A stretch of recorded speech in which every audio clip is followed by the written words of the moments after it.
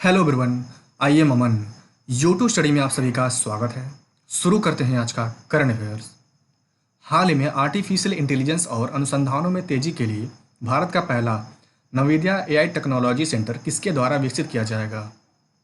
तो आईआईटी हैदराबाद और नवोदय द्वारा। ठीक, नवोदय अमेरिकन मल्टीनेशनल टेक्नोलॉजी एक कंपनी है। ठीक, भारत में आईआईटी हैदराबाद और नवोदय के संयुक्त प्रयासों से आर्टिफिशियल इंटेलिजेंस और वाणिज्यिक शोध में तेजी लाने के लिए नवोदय एआई टेक्नोलॉजी सेंटर विकसित किया जाएगा। नेक्स्ट, हाल ही में प्रधानमंत्री नरेंद्र मोदी ने किस राज्य में स्थापित 750 मेगावाट की सौर परियोजना राष्ट्र को समर्पित की? तो मध्य प्रदेश के रीवा जिले में स्थापित किया गया है 750 मेगावाट की सौर परियोजना, जिसे प्रधानमंत्री नरेंद्र मोदी द्वारा देश को समर्पित किया गया। इस सोलर पार्क का विकास Rewa ultra mega solar limited द्वारा किया गया। नेक्स्ट, हाल ही में किस मंत्रालय ने नेशनल मिशन फॉर मानुष NMM के तहत मंगोलियाई कंजूर के 108 खंडों को फिर से प्रकाशित करने की परियोजना शुरू की? तो संस्कृति मंत्रालय के द्वारा। ठीक, और संस्कृति मंत्री हैं प्रहलाद सिंह पटेल। मंगोलियाई कंजूर को मंगोलिया का सबसे महत्वपूर्ण धार्मिक ग्रंथ माना जाता है। नेक्स्ट, हाल ही में किसके द्वारा लोगों के बीच कोविड-19 संक्रमण की प्रवृत्ति का मूल्यांकन करने के लिए एक देशव्यापी सीरो निगरानी की योजना बनाई गई? तो ICMR के द्वारा। ठीक, Indian council of medical research. ICMR की स्थापना 1911 में नई दिल्ली में किया गया था।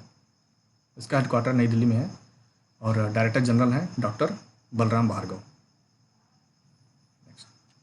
हाल ही में डैश नामक भारत की सबसे बड़ी तितली है? तो अब तक सबसे नवीनतम खोजों में गोल्डन बर्डविंग भारत की सबसे बड़ी तितली है, हिमालय तितली है। ठीक,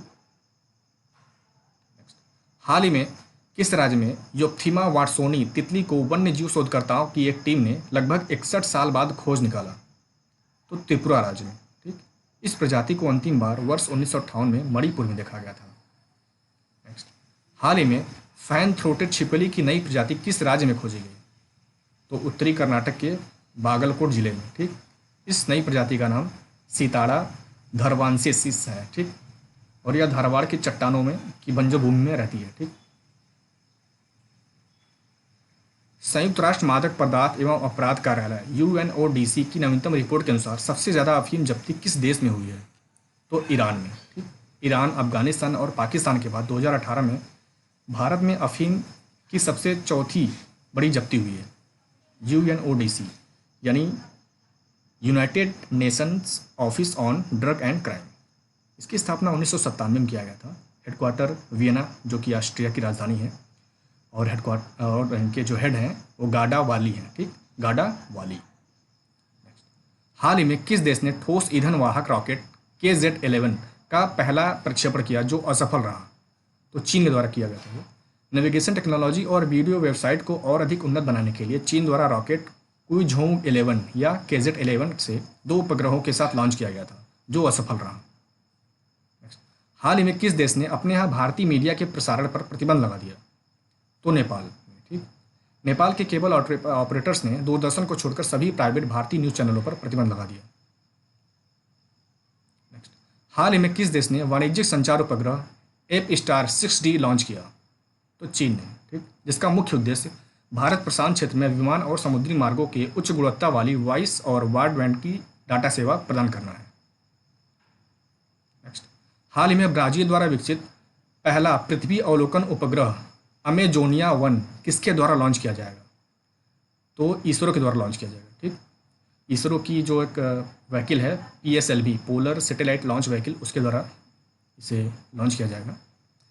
अब इसरो का जो स्थापना 15 अगस्त 1969 को हुआ था।